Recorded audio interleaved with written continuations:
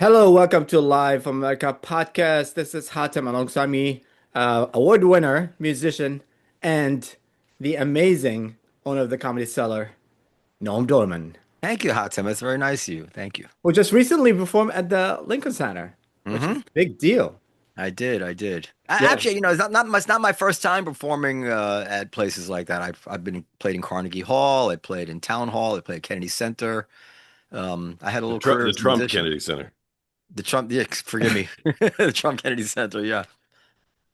But you never say anything about it. I just had to find out for somebody else. Um, Yeah.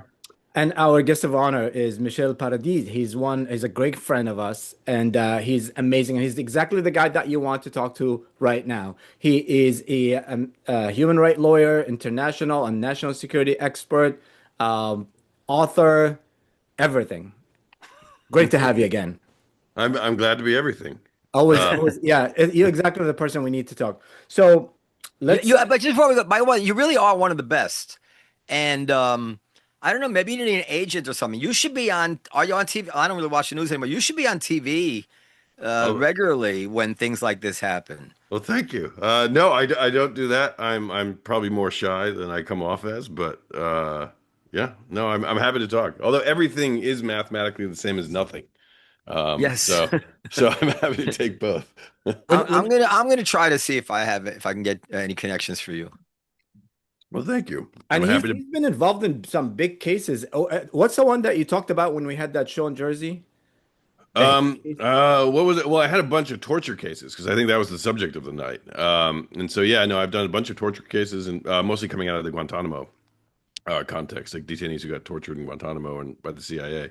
So for And my people, you're against torture, correct? I am against torture, All just right, to be that, clear. so so That's a there, con. so I know that's so a controversial position today, so there but goes yes, CBS. I guess you won't be on that's CBS. I'm right. kidding. I'm kidding.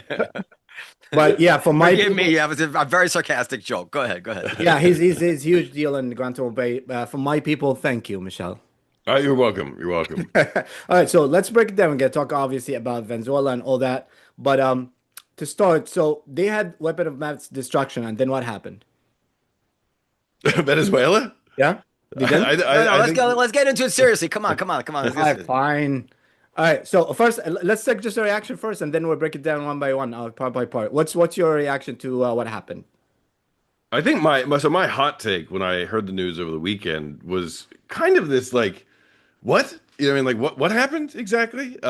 Because this whole gear up towards Venezuela over the course of the Trump administration has been just kind of a bit left field, right? Like Venezuela has never been one of the major national security priorities of the United States. It's a problem, right? It's seen as a rogue state, but it's below typically North Korea when you think about genuine national security threats who pose existential risks to the United States or even significant risks to the United States, the way Iran does, obviously the way Russia does now.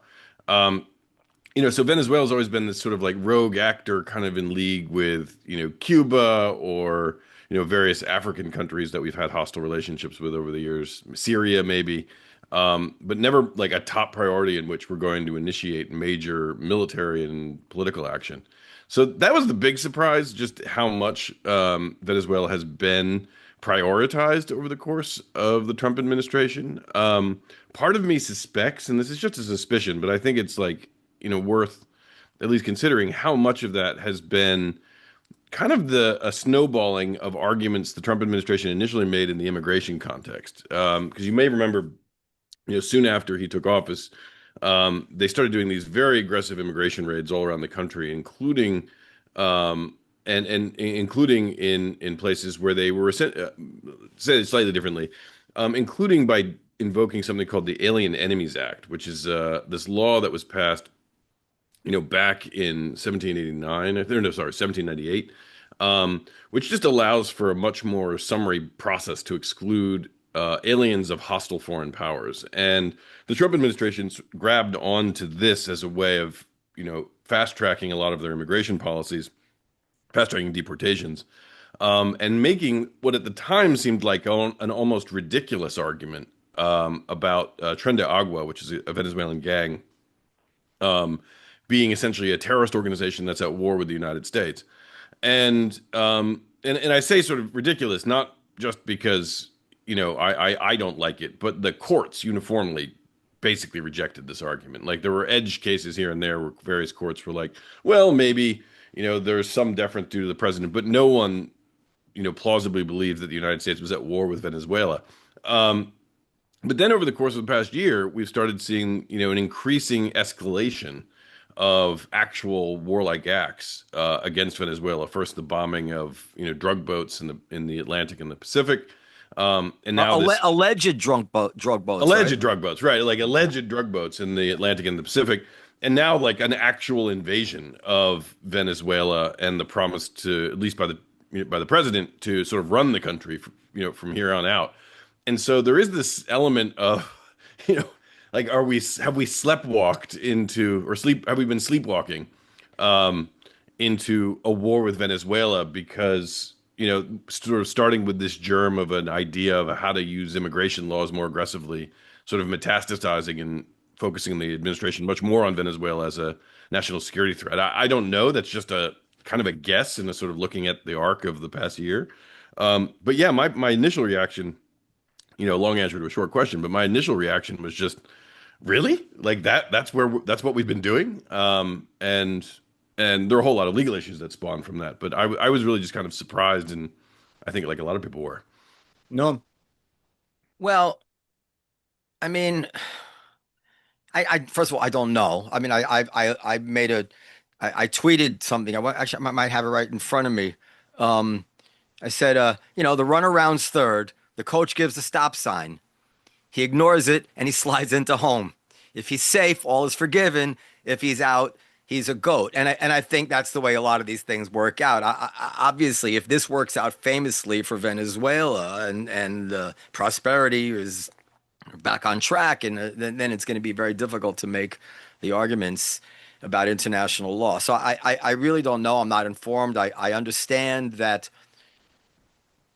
almost all the reasons in some way given are pretextual, although the sum total of them is probably a real concern in the world that we'd like to, address if we could. But it all leads me back to my real concerns about international law, which is why I like to talk to Michel. And this goes, we've had this conversation about Israel and just, I mean, I could really go into a long thing, but maybe I can make the argument by asking Michel some questions. but before you do, let me, I want to say, Yeah. yeah, it's just like I don't think, I don't know when this worked before in history, so we can keep repeating it, over and over. And also the fact that, the oil part of it, where people say, it's about the oil, it's about business, it's about, you cannot ignore that angle. But my main thing is like, when was that ever worked before for us to keep trying it? But yeah, go ahead. Japan, Germany, Japan. That's the only Korea. and it's only the only culture, and it's far away, No, geographically. and even I don't know much about this stuff, but even our exploits that are considered, shameful in South America, I think they kind of transitioned, like in Chile. Chile has transitioned into a pretty good place, and I don't know that the path to that transition didn't go through our, supposedly illegal exploits in Chile. But yeah, we could talk about the fact that we have to keep control of our own hemisphere. And we could also talk about the fact that a lot of the people who are really outraged by this made all these excuses for Putin trying to keep control of his area. But anyway, I was going to say something. So this is where I start.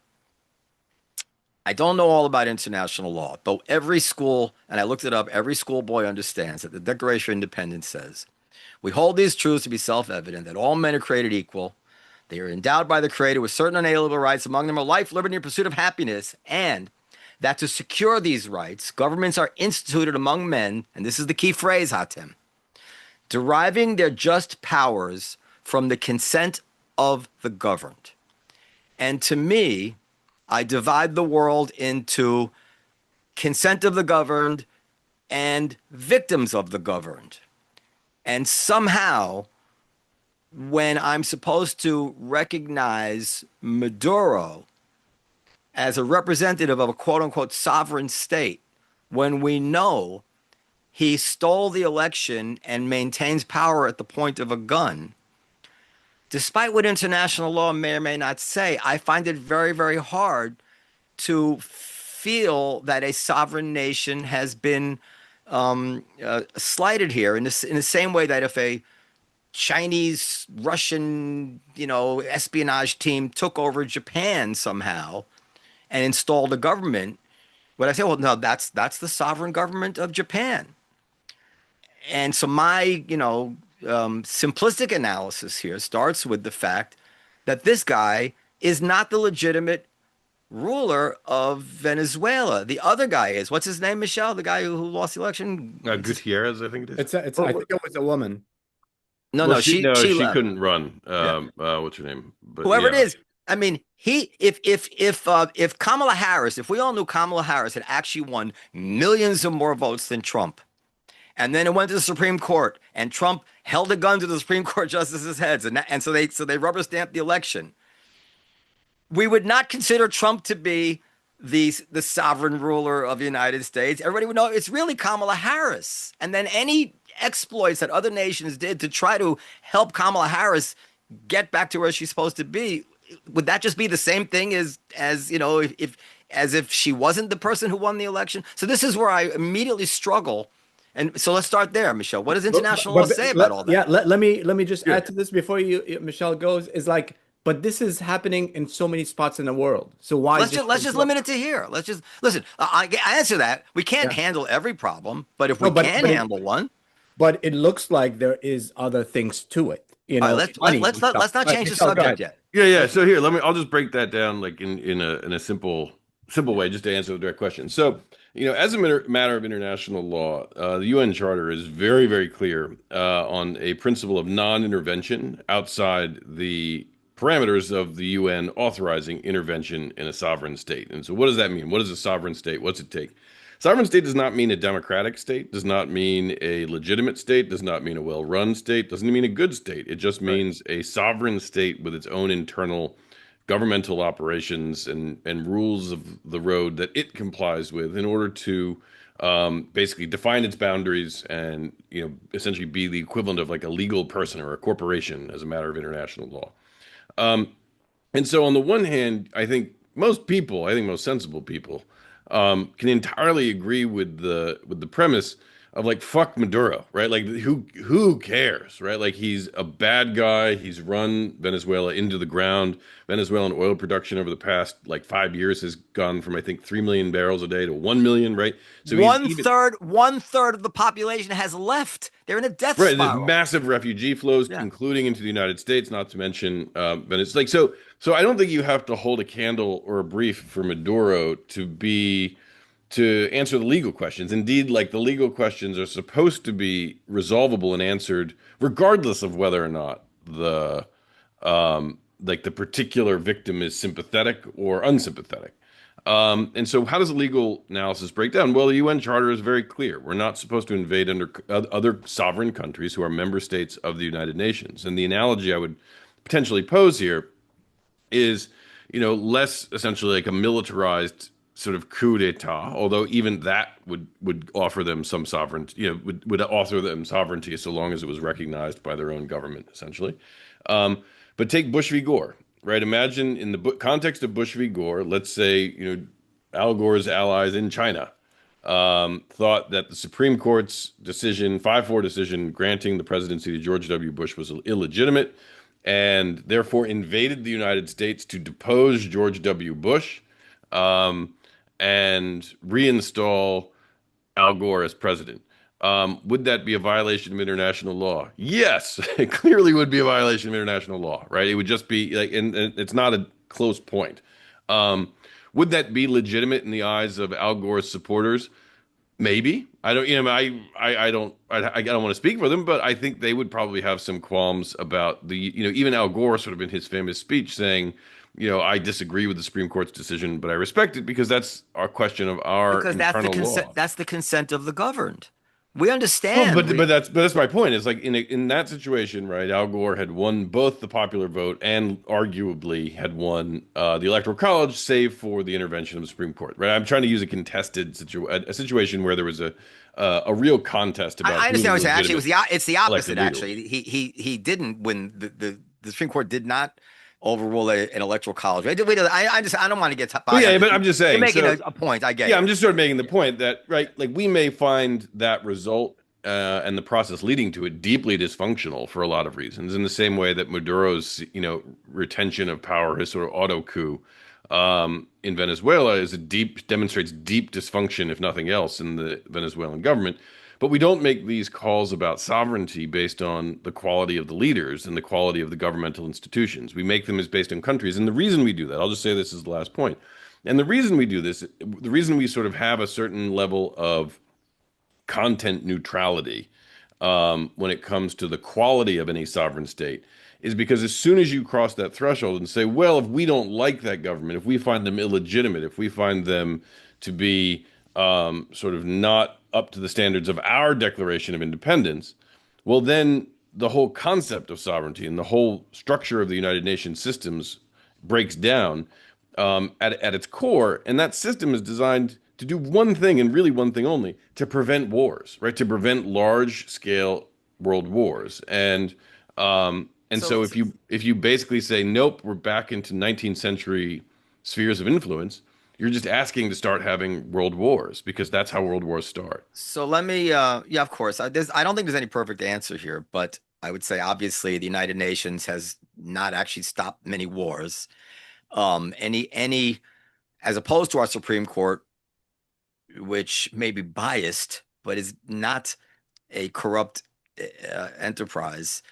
The UN votes in the Security Council.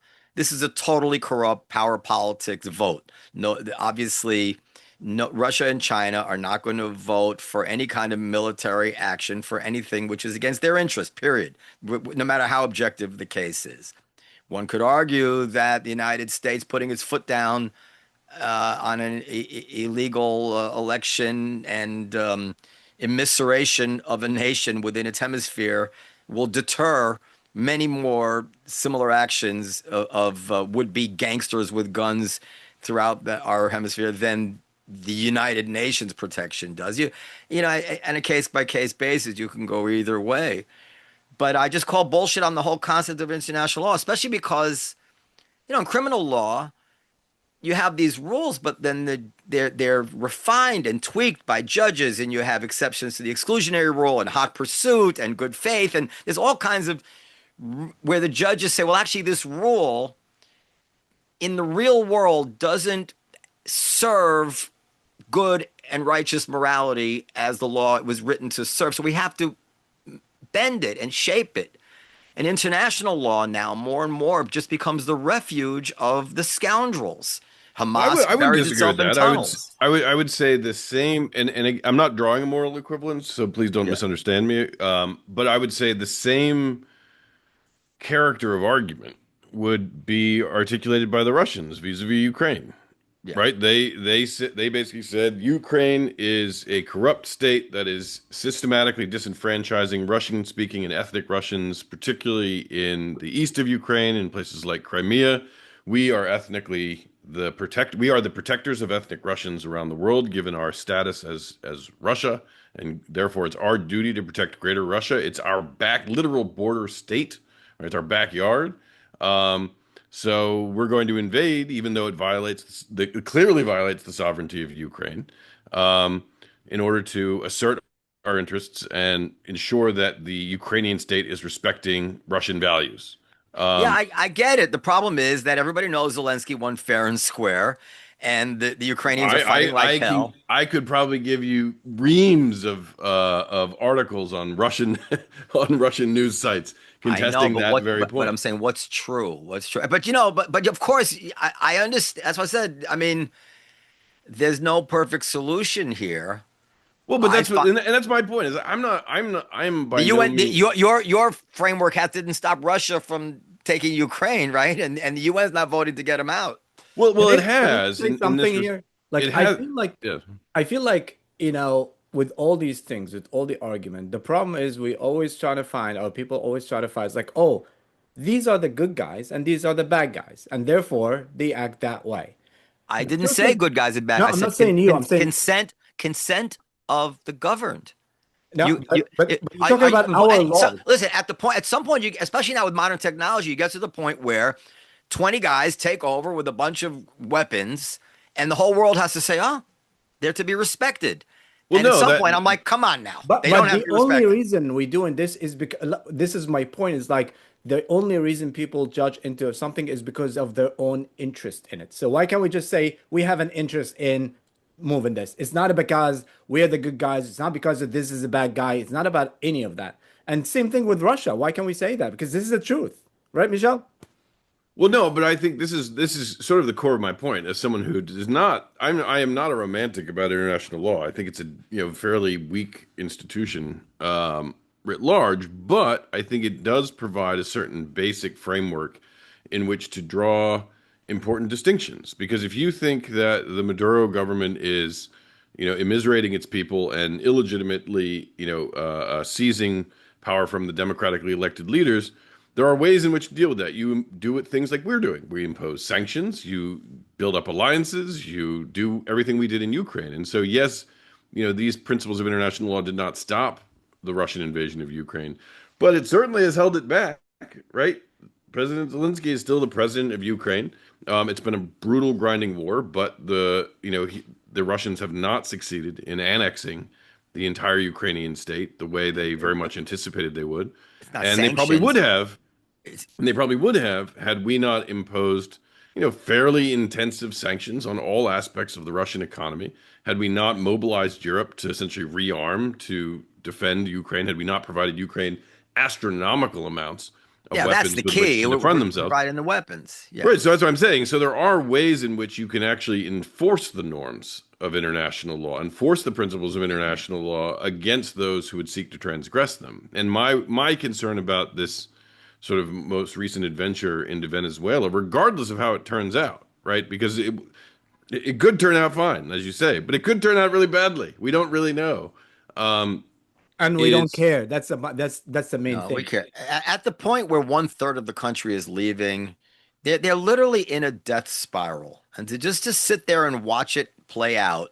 But that's not the but the alternative between the alternatives are not sit there and watch it play out and invade it. Sanctions are very slow. I mean, it could be another 20 years before, who knows?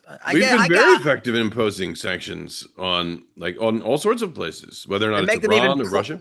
yeah, but what the advantage of Iran is that people can't leave, right? Like in Venezuela, we'll just hasten everybody leaving. And listen, I don't think we actually disagree. Yeah, There's but I think there's no good answers here. right, but I think there are better and worse answers as well. Because Well, I just if you haven't. were if Yeah, you were a citizen of Venezuela, yeah, the average citizen that's struggling right now, yeah. you probably you more likely like my answer than yours, right? I'm not Yeah. sure about that, in part because for two reasons. One is, and no one has ever there are very few cases of countries welcoming liberation from their own government from abroad, even hostile governments. And I would take Iraq as sort of the most salient example, where, we go into a country with unquestionably probably the most brutal dictator in the world at that time, who had systematically murdered hundreds of thousands of the people who we were ostensibly liberating, are going into that country the way we did, destabilized it into a civil war in which hundreds of thousands, if not millions, were killed and displaced. And the balance of political power in the country shifted in such wrenching ways that you had death squads, you said essentially Shia death squads going against Sunni death squads. Let me ask you a question. And so, I'll so ask a let me question about just to yeah, finish this point, right? yeah. So if I'm a Venezuelan and I see that the last major example of a major power where there was a decapitation strategy executed by the United States led to a violent and extremely wrenching civil war that lasted for the better part of 10 years and killed millions of people, I'm not sure I would welcome that as the solution in my own country, This is even what I if want to I ask you. even if I was opposed to Maduro. And the last point I'll make is, and it's not even clear that that's what we're doing.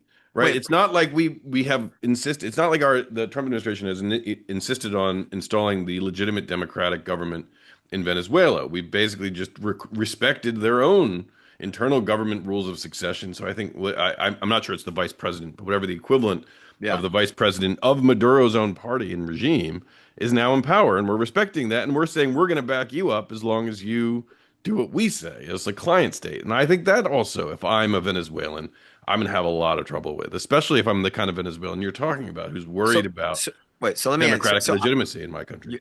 Your last point there, I agree with actually, and I don't. That's not knowing enough about it. I'm like, what the hell are they doing with that? So I agree with that. But the earlier point, I just having no knowledge of Venezuela, I know very well we knew that Iraq was a tribal cauldron that could come uncorked when we went in there. Is that is there a similar risk of factional, psychotic internecine violence in Venezuela? I haven't heard that. So Like, I don't again know enough about the politics of Venezuela to speak with the kind of particularity that we now know to have been true in Iraq. but we always knew that about Iraq. We always knew it was Well, a Shia, we always knew Well, it was a Shia majority. Saddam Hussein but was a what Sunni. was said then? What was said then that they're gonna welcome us? They want. welcome us as liberators, right? Like I think This is what was we had said. a fairly rosy. That was also said, but we also knew, and the opposition leader, we knew everybody knows that Shia and Sunni were living together, and they kill each other. We knew that. We knew that. But I think, I mean, I don't think you need to go that far back into the history of South America to see some very dirty civil wars, to include in the neighboring states of Colombia, right? Yeah. Colombia is only now pulling itself out of what was, a 30, 40-year essentially civil war that was heavily fueled by the drug trade, which also exists in Venezuela, right? You don't need to have these sort of deep tribal religious conflicts And I may add, to it's create not. the kind of violent political factions that can seriously destabilize a country and lead to the kind of dirty wars that we have seen in Chile, in Argentina, in But Colombia, to some extent, in Michelle, Venezuela, in Bolivia, right? Let let me me just ask you a add to question. that. Let Wait, me, wait, let me wait. just Well, add let to me just that. ask It's not Michelle one only. question. Hold on. Yeah. Let me just ask you real quick. If 2 years from now, Venezuela is doing much better, you will still say it was not proper, right? Like it. I would so look, there's a lot we don't know, and I'm trying to have a fair bit of like epistemological humility about that. Mhm. Um, but just on the face of it, just in literally invading a country with your military in order to execute an arrest warrant against the head of state, without any kind of notice, effort to sort of use diplomacy for that purpose, without building any sort of coalition or regional support for that purpose, without just treating it like an extradition or at least attempting to do that first.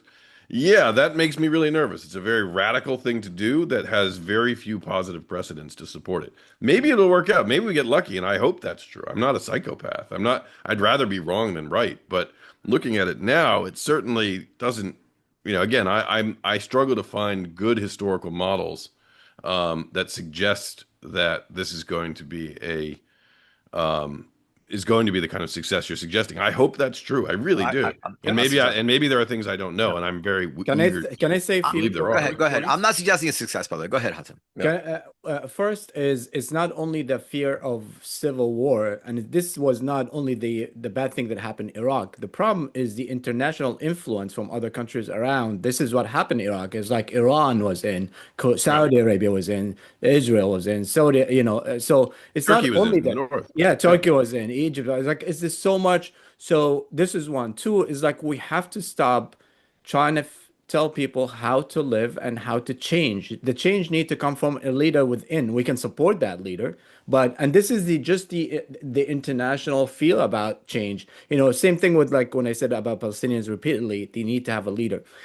So if there's no leader coming in, and most importantly is like, what about all the which we're going to discuss in a few all the comments that Trump says, we're going to take over, we're going to pay ourselves with the oil. Like, this is a bad intention. So if I'm a Venezuelan and I hear this, I was like, what the fuck? No, this is my money. You're not going to Look, take it. look, Hatem, this is the thing. Of course, it's informative to look at previous examples of various things to decide, what you think about it, to examine it. But you're talking about very, very, very few a very, very, very small sample size with situations which are vastly different. And certainly, I think we should all understand that if we had 100 such incidents, a certain number of them would turn out horribly, a certain number of them would turn out very, very well, and a certain number may be ambiguous. To say that because Iraq turned out badly, we can say with full confidence what Trump is doing in Venezuela without the regard to international law is a mistake and can't work. And this is very shallow thinking in I'll my tell mind. you Well, no, why. no, I'm not just focused on Iraq. I'll No, give I'm you talking about one. Hatem. Yeah, Hatem. no, but Okay. yeah, let me say this. It's not about what he did. It's about what he's saying. Oh, that's another one. Just Taking one all thing at a this time. stuff. I'm just Yeah, trying to this make is, the point in general, and yeah, this applies to many, many things that come up in politics. yeah, You're dealing with very, very small sample sizes, but and you also, got to get. It's just you just got to go a little bit deeper than the fact. Oh, they tried it that way once, so therefore that's out of the. Just cross that off the I list. am You trying, know, but I'm taking the history in mind, and I'm taking like how many maybe you players learn from your mistakes in the way you did it that do it, time, and and do it better this time. I'm also taking in advantage how many players are involved in this. China and Russia are involved deeply in Venezuela. Also, Venezuela with the oil reserve, with the all the minerals, all this. It's a place where I can see that a lot of countries going to be willing to do it. But let's go a I think little bit Michelle back. wanted to say something. Well, I just let me say on the historical precedents, right? It's not just Iraq. You mentioned Chile, like our assistance, so to speak, in deposing Allende, bringing out the Egypt and Pinochet regime, after led First to World War. mass atrocities in Chile, in a civil war that spanned the entire 1970s, such that Pinochet, when he finally left office, was indicted as a war criminal by his own courts. And so I mean that is what Okay, we makes me got. What nervous. about Is Milosevic? Are we sorry that we got rid of Milosevic? Was that legal? No. Well, Milosevic was deposed from within. That's the thing. Yeah. And I guess my point, and this sort of does sort of We build kind up of brought on, it about, right? I well, mean, right, but exactly through a long campaign of and bombing, economic, military, and political pressure on and bombing. Didn't we bomb? in during the war in Kosovo, yes, which technically was illegal. That's probably the closest example that people Yeah, often cite is what Tony Blair said is it was illegal, but it was the right thing to do. but it worked out. But but I guess I'm just saying that's not what we did here. And I think Venezuela is a strategically significant enough country, and to kind of getting to I think what our Hatem's real points here is that we can't just assume that there's now going to be just self-government in Venezuela. You have international actors from Iran who's dependent on Venezuelan oil, obviously to China and Russia who are happy to screw with the United States at any opportunity they can, who will have a significant interest in backing factions And they're inside already of involved. Venezuela. They've been involved. That's what I mean, and will continue to Yeah. have significant Yeah. interest in backing factions inside of Venezuela to ensure it remains unstable. The closest example I can think of to those kinds of dynamics playing themselves out recently is Sudan, right? Sudan is another situation where we essentially assisted initially South Sudan in breaking off, and that was seen as a great triumph and prevention potentially of a genocide. But now Sudan is essentially divided between various just military fact, right? There's no ethnic, religious, cultural line. These are just military, political factions who have different backers from different parts of the world and are, leading to probably what is, I mean, I hate to rank these things, but it's certainly one of the most brutal and sort of violent humanitarian crises in the world right now, and it's a brutal civil war. And you're dealing with a part of the world that has a lot of natural resources and a lot of illicit trade to begin with. And so it does not strike me as preposterous. Again, I hope it doesn't happen, but Yeah. it doesn't And strike me it's as preposterous that you would be enabling criminal organizations, paramilitary organizations, No, and other kinds of organizations I to guess tear the this point I'm country making. apart. I guess the point I'm making. I'm agnostic about everything you've just mentioned because honestly, I don't know the first thing about it. I literally know nothing about that country, that world, everything you're describing. I don't know anything about it. I'm not a jackass to pretend I do. I'm just saying that my gut is if someone who did know all about that stuff soberly looked at this and decided, no, this is going to be, this is good and important. It's better for the United States, better for the people of Venezuela. There's the election, all of it. I would be very I would find it very difficult to say, no, no, no. There's a thing here in the UN that says you can't do it. I said, yeah, but the people who use the UN, they would never do the right thing. Like if at a poker game and Yeah. everybody's cheating, and I'm supposed to be the one that. So it's like to me, the first question to me is the practical question, Yeah. and if the practical question leans very very favorable, then I Yeah. feel like I'm inclined to support it. Yeah, I, no, I and I get that impulse. And again, I'm not a romantic about international law. I guess, but I would come back to the basic point I was making about why these international rules are in place is that these just are real like the internal politics of any country is extremely complicated. Just look at the United Right. States, look anywhere. And one of the reasons we have a general rule of non-intervention, non-military intervention, is because every time you break open sort of the sovereign self-government of any country, you're potentially unleashing hell. And Mhm. if that is combined with great power politics, all of a sudden the assassination of, the Archduke of Serbia can lead to a conflagration in which the entire world is involved, right? Yeah. That's what the UN Charter, that's what international law, that's the I only thing they're yeah, designed I to prevent. think These aren't questions of justice. It's a question uh, of stability and preventing war. just to add to that, I think is like I'm not optimistic because it's a country like we said that have not just a lot of resources, but huge, the best oil, even the type of oil, the type of mineral. It's very important. Let's go. Let's dive from another thing. What do you guys think of the justify? Is it justified not to inform the Congress before that, before the attack, because there are leaks?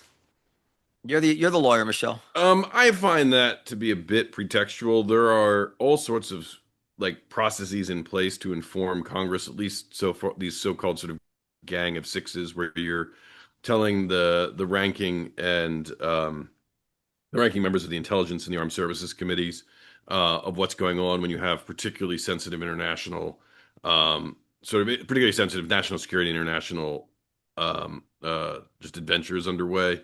And I say that in part because, you know, the operation, look, I am a deep, deep admirer of the United States military and Defense Department. We can pull off some crazy shit. And the fact that we were able to essentially do this kind of hard, fast, lightning insertion attack into Venezuela and capture their head of state and his wife alive and move them out back into Brooklyn, all within about 24 hours, just demonstrates an incredible degree of prowess that we have. But that prowess depends upon the coordination of literally thousands of people, probably tens of thousands of people, to include diplomats in country, probably some foreign diplomats as well.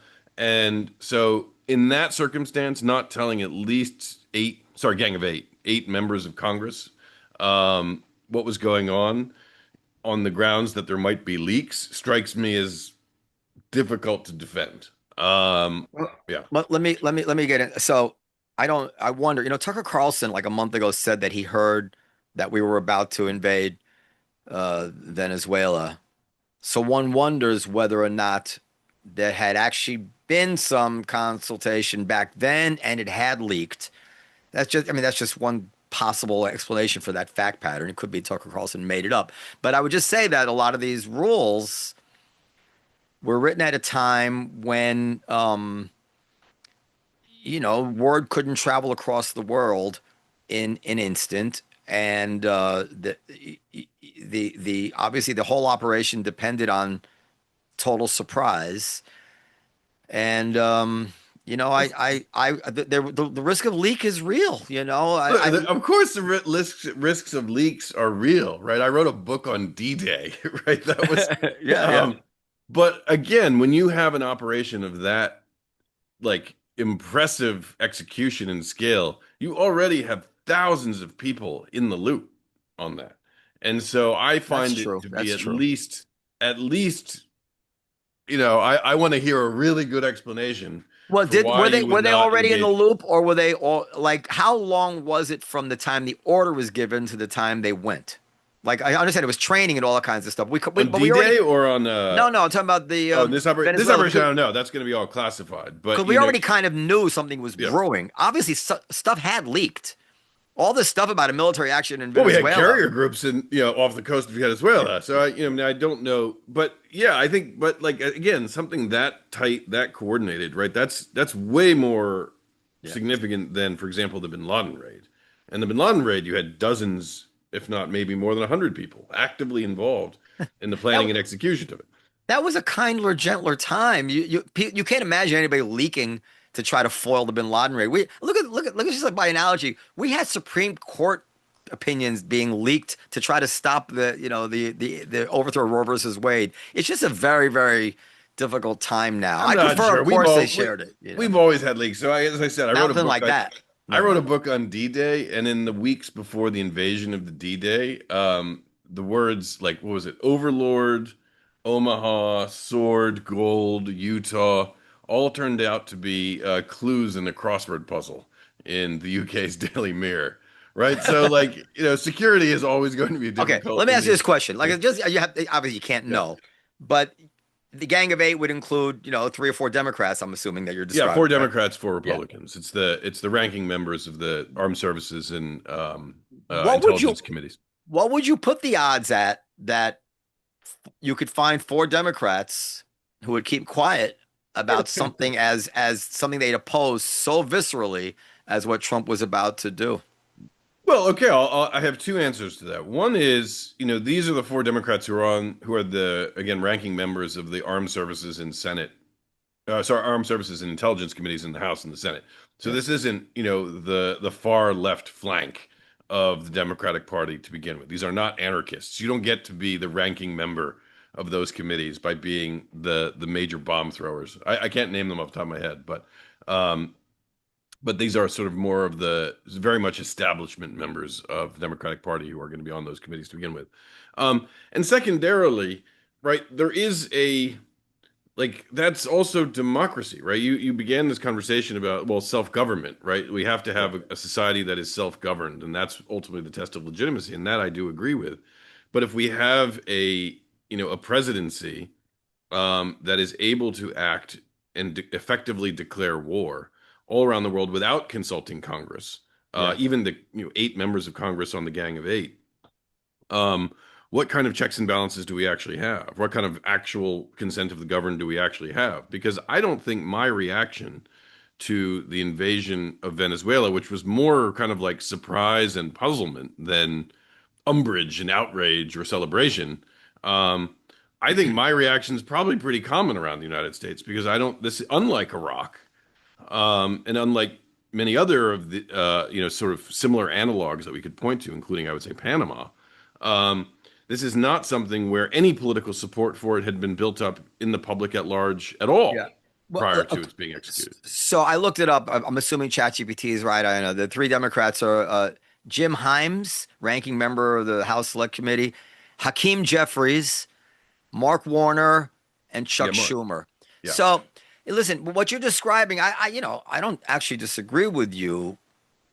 What you're describing is kind of one of the really bad consequences of the Trump presidency, which meaning that in the past, no matter what the differences were, the president had a good working relationship with the responsible people in the opposite party, such that he could count on sharing such secrets. Reagan could talk to Tip O'Neill about it and have a pretty good assurance that Tip O'Neill wasn't going to spill it, right? Isn't it illegal? They hate what? Isn't it illegal to leak? I don't think. I think It's no. complicated because like speech or debate, they could members of But Congress. I mean, the relationship, and this is Trump's fault, obviously, as much as anyone else's, is so sour between Trump and these other people, and the staff members, and it just and the technology, and it's just like it's a difficult time. The old rules and the old gentlemanly conduct that you could expect doesn't exist anymore, and we're going to have to work our way out of it culturally. Right, but I think It's not compatible with democracy, as you're saying. right, but I think I would be a little more moved by those concerns if this were like the Bin Laden operation, right? If Trump was executing the Bin Laden operation, because you could say, yeah, there's a lot. I mean, there's going to be a lot of But improper who would have part. complained? Come on, let's be honest. Who would have Right, complained, but I'm right? just saying, like, Yeah. there's No, I'm saying or like that's your point. Everybody wants to get Bin Laden. everyone gets, but Yeah. I'll even give it to from Trump's first term when they went after Baghdadi, right? Like, so if that was another situation where it required a lot of secrecy, a lot of precision to take out a more or less avowed enemy of the United States, and everyone was comfortable with that. Yeah. And if that was the circumstance under which Congress wasn't notified, I would probably be like, yeah, okay, these sort of, you got to keep things tight because there had been already a general sense of a consent of the governed that this guy is someone the United States needed to treat as a national security priority. That consensus, that sort of sense of public buy-in, political buy-in, and I don't mean in a partisan way. I mean literally informing the public about what the intentions of the government are, what the government's priorities are. Um, just doesn't exist for it just doesn't exist for Venezuela. And is that and the question is then why, right? Why execute this particular mission now? What was the imminence? What was the danger What do to you think? What do you think the reason was that he did it? What do you think the actual reason is? I don't know. And I don't know. I think that's one of the things that is that's just one of the things that is puzzling about it. I think that's why I and a lot of other people had the reaction of like, oh, we're in Venezuela now. Well, let me Yeah. focus in. What do you think? I think I know the answer to this actually. What do you think the reason that Rubio was so in favor of? I think Marco Rubio has had a long sort of axe to grind against Maduro in Venezuela. And again, I'm not a defender of Maduro, No, I know. just to be very clear. But I think he's always had a fairly hawkish interventionist view, which is ironically traditionally adverse to a lot of the sort of certainly of the MAGA movement and a lot of the Trump administration itself.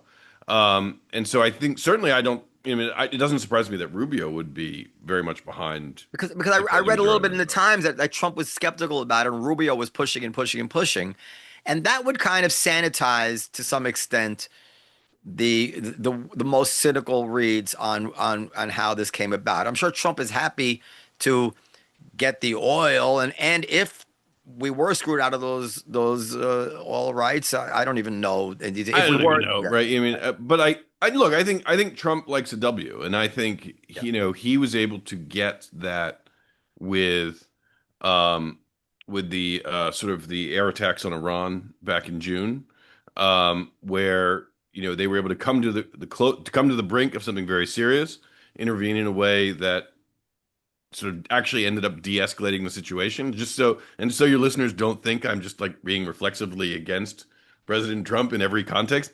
That was executed really well, and I would have had far more reservations about that ex ante had you told me this is what you're going to plan to do. Um, that then it turned out to realize. And so I mean, I think he likes these sort of short, pretty wars. He certainly, I think, was encouraged by the success of that in Iran.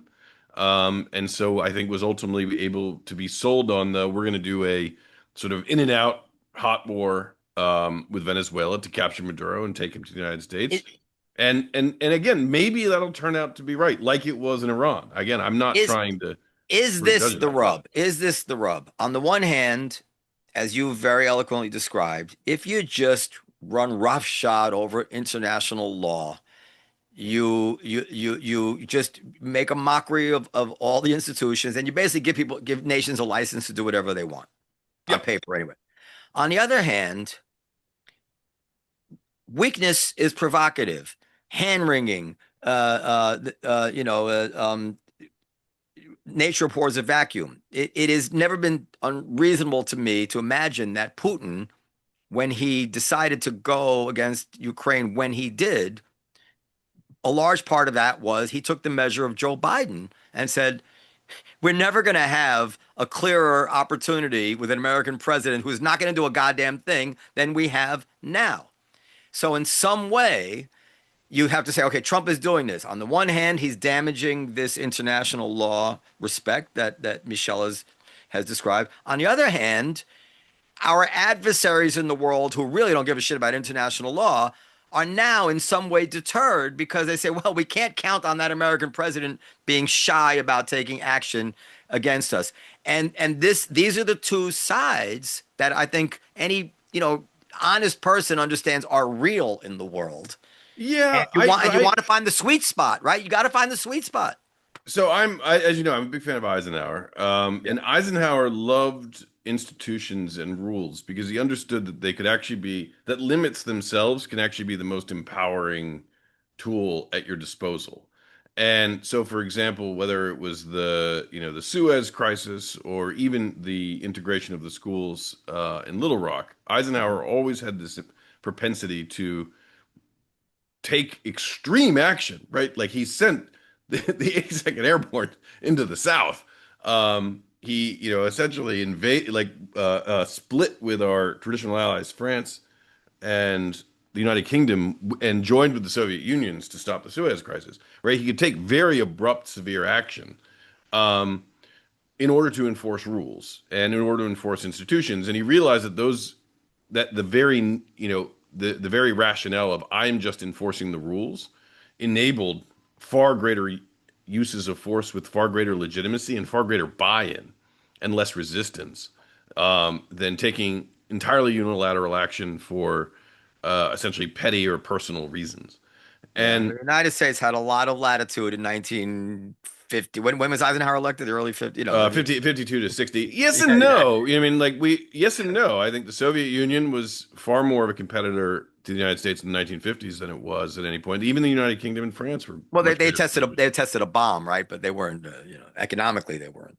But well, even economically, but like leaving the 1950s aside, to take the general point, I think you're probably right about Putin's measure of Biden, but he was wrong. And I think the success of the mobilization, particularly of Europe, No, and the the other, weakness was dangerous. That's what I'm saying. He was wrong, but it was provocative. well, it was wrong, but it was provocative. But he ended up getting his hand bitten pretty hard Yes. because Biden and the G7, which is not just Europe, but mostly Europe, was able to mobilize militarily and economically against Russia in ways that I don't think Putin expected. And Yeah, just And absolutely. that's sort of what I mean is I do think there is what are people being deterred from doing? It's not clear to me. And if anything, I think it does create at least the a culture in which people feel like, okay, well, this is all going to be a mad dash, and so we have to arm ourselves to the teeth and take what we can as quickly as we can, because otherwise, someone else is going to do it, right? Like that's ultimately what the rules aim to prevent, but it's also what they enable, so that when someone violates the rules, you can use force, you can use, all of the tools at your disposal, whether or not they're economic, military, intelligence, diplomatic, political, cultural. Um, to enforce those rules, and that becomes I don't know, it just becomes much more empowering. And I think that if the Trump administration, I think, has one major strategic weakness is it just underestimates the amount of power at their disposal when they actually use institutions and rules to achieve their ends, as opposed to always seeing those institutions and rules as obstacles to achieving their ends. well, just to add also, that Venezuela army and it's not that strong. They don't have anything, so it wasn't like, a major operation that you can scare others with. I mean, it was brilliant, obviously, getting him right before, but it's more like a gang than an army, so it's not. Couple more question quickly before I know you have to go. Why is it in Manhattan? Why is the trial taking place in Manhattan It's in Brooklyn. and Brooklyn, New York City? Most likely that's where they got the indictment unsealed. And also the way federal jurisdiction works is you are typically going to be tried in the place where you are found, or where the crime occurs.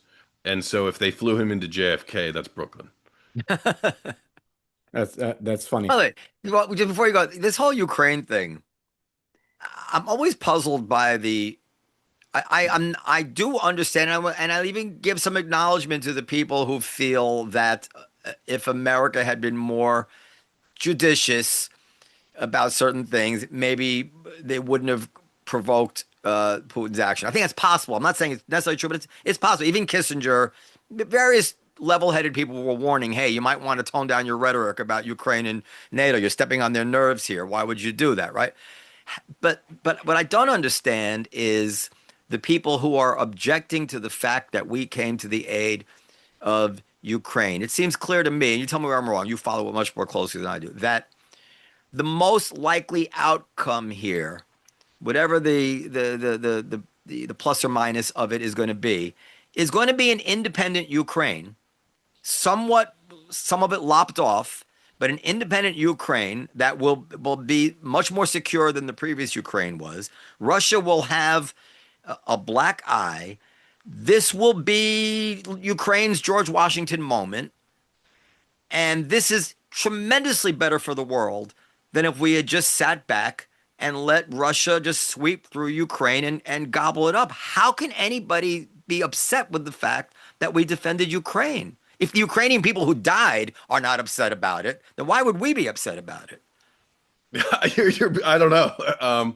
I agree. I think, I'll steelman the argument as best I can. I think there are certain people whose sort of commitment to sort of, what would you call it, foreign policy realism would say,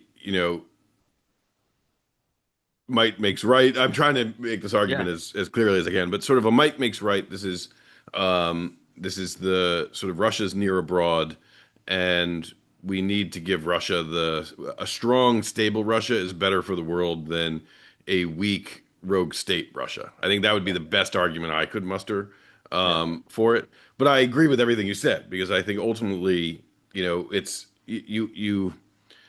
people get this is self-government in a nutshell, right? People get to decide who is their government, and enabling people to resist foreign invasion so that they can govern themselves, I think is a fairly straightforward thing that the United States has done since the creation of the Monroe Doctrine, which Yeah. initially, I heard President Trump invoking this. I'll just say this: the Monroe Doctrine was actually a very provocative policy of the United States in the 19th century, to basically say the United States will support, sort of the resistance to European powers in the Western Hemisphere, to put it very succinctly. But what that actually meant in the 19th century was essentially a policy of decolonialization, because most of the Western Hemisphere was under Portuguese, British, French, and Spanish colonial either direct control, or very recently had been under the very direct control and therefore influence of those sort of European empires. And so the Monroe Doctrine was essentially an early articulation of a certain kind of self-determination against European imperialism in the Western Hemisphere, in line with sort of the United States' traditional commitment to self-government, going back to the Declaration of Independence. It's easy to forget, as we're getting to our 250th anniversary, how radical that vision was in the late 18th century, and how radical it actually remained That's up right. through World War II. And that's the success of it. And so anytime the United States does anything to undermine that basic appeal to letting people live their own lives and govern themselves, I think it's a dangerous precedent and a dangerous transgression of one of our greatest strengths as a country. I'll let you. I just have this sanctimonious streak that always bristles at moral equivalence between our system and theirs, as it were. The fact that Haviv Retzegur, the Israeli writer, actually, and I had a conversation about this, and he kind of crystallized this point, even though I brought it up, that during the Cold War, um, uh, all the people were desperate, nations were desperate to be in NATO, right? Yep. And the Warsaw Pact nations were desperate to get out of that alliance. And Right. yet, through the lens of international law, no, that's their alliance and that's our alliance, and they should be treated exactly the same, as if we don't know that underneath it, that is an alliance of oppression, and America is an alliance of freedom. And the fact that you can't make that argument as you're analyzing real things in the world, I just can't keep that down. But I I'm think you not able can. to. But we've had this conversation before in the past, like in talking about the war in Gaza, and something I always try and emphasize to my students when I'm teaching this, because I think it's a point that's often forgotten, is law does not equal right and That's right. morality, and just because something is legal does not mean that it is good, and just because something is legal doesn't mean that it has to be that way, right? It's just like there has to be a space for law, which is interested in very specific very specific interests, particularly stability. Right. But politics is important too, right? We should be able to say in a very clear-throated way that if you live in a country where it's illegal to leave, right? Your immigration laws prevent you from leaving the country, that is a moral wrong. And so I think, but that's a political argument, not a legal argument. And I always resist, certainly on the left, on the human rights side, people who always try to conflate, I think, important moral and political claims with what is and is not legal. And I would say the same thing on the right as well, right? Um, just because international law doesn't make sense of the particular moral or political claims you're making, doesn't mean that international law isn't also serving an important purpose that we should do our best to protect and defend, because it is a tool. It's a tool for, again, fundamentally just preventing wars. And even though, again, as you said, the United Nations has not prevented every war in the 20th century, we hadn't had another world war. And a major reason for that is we have created at least a format or a template in which great powers do not have to go to war to resolve all of their disputes, or at least war with one another and directly. Well, And Maybe. I That's the think the reason. United Nations Maybe the experience of World War I and World War II I among the think the living. United Nations didn't stop a lot of wars because of the veto. You know, there's countries that know that they can get away with stuff because they have a backup. The system of the veto is like, you can do whatever. No, Last two questions quickly. and Michelle, just also, we have to be honest and say this is post-nuclear era. for sure, And, yeah, no, yeah, I'm not saying and that it's. might have an awful lot to do with yeah. But go ahead. I'm It's not unknown. saying it's monocausal. I'm just Yeah. saying that have it like as you said, the lessons of World War I and World War II are why we haven't had one of the major reasons we haven't had a world war. And those lessons were hardwired into the code of the United Nations system. The United Nations exists precisely because of the Second World War and the desire first by Franklin Roosevelt, then Harry Truman, and then Dwight Eisenhower to essentially stabilize that institution to a point where we could actually have a place where we could negotiate and debate without having to do so over the point of a gun. I don't like the fact that you both didn't appreciate my point that veto is the reason that there's no war. I should have had standing ovation in this podcast. This is how smart this point is, All right, last two questions. Quickly, I still don't know why did we attack Venezuela right now? Like, why not next month? Why not next year? And the other one is like, are you okay with the things that was said about taking the oil companies, taking over all that stuff? By the way, do you know why Saddam Hussein occupied Kuwait? He stole oil from him. So it's the same shit, Under the ground, right? No, you don't have a green screen. With a straw. I do have a green screen, but I stupidly wore a green sweater. That's why. Oh, because you look like a ghost sometimes when you lean back. It's just your head comes out. All right, so why I did was you going to attack try to Venezuela? change it, but I didn't want to change it while Michelle was talking. Go ahead. Why did you attack Venezuela now? And you're okay with running, running the country or whatever that means, and taking the oil, have our, companies do that shit. So really quickly, why we didn't, I have no idea. As I said, I was as surprised as probably most people mainly because this has not been a political priority around which the president or the government more generally has sought to mobilize. And so the fact that unlike Iraq, unlike Panama, unlike all of these other examples that we can point to, good, bad, and ugly, and stating that we're going to take the oil and run the place, it's hard to know exactly what Trump means in any particular situation when he's talking about these things, but I don't think that's helpful. I'll just say this maybe as a legal matter, just to make sure I'm only talking about stuff that I know. It's by saying you're going to run the place. Are you really committing the United States to occupying Venezuela? Is this really something the United States military wants to do? That's a commitment of hundreds of thousands of U.S. personnel to a country where we're going to have to run everything from the court system to its healthcare system to taking out the trash. And that's just not something the military likes doing. It's not what it's particularly good at. And inevitably, when you put a foreign army in charge of the government of a foreign country, you get a lot of hostility very quickly, whether or not in Iraq, it's obviously the most salient recent example, but there are certainly plenty of others. And so I don't know what he meant by that. I don't know how seriously we need to take that. I don't know what Secretary Rubio's intentions are, but I don't. So I don't know. Is the honest answer. And I don't think he said we're taking the oil. I think he said we're going to fix the oil industry or something. He No, he said we're said going to we run things, pay. but I do not think he said we're taking the oil. We'll pay ourselves. If we moved out of Venezuela, does that bring that means he brought peace to Venezuela? Is that another war that he stopped or no? I don't know. I'm not Technically, on. I'm not on the Nobel committee. right? We So got to go. Hatem, Yep. Thank you whatever so it much. is, can you imagine how awful a country must be if 1/3 of the people up and leave? Can you imagine what it is that they're dealing with over there? We need to think, I think we should hope that it works out. I hope it works out. Obviously they are suffering enormous privation over there for 1/3 of a country to leave. And, before we get all academic, we really understand this is a serious thing going on over there, Yeah. which I think why Rubio Yeah. is so animated. I want to thank you for having the Israeli forces join in the attack in Venezuela.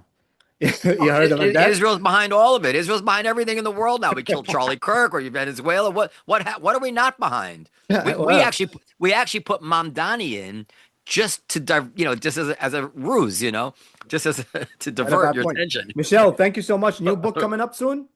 not yet. I'm trying to do a whole bunch of other stuff, but I promise I'll be back when I have another book. All right, we'll have you. Until then, we'll see you at the Olive Tree very soon, hopefully. Yeah, looking forward to it. All right, See Jack. you later, Michelle.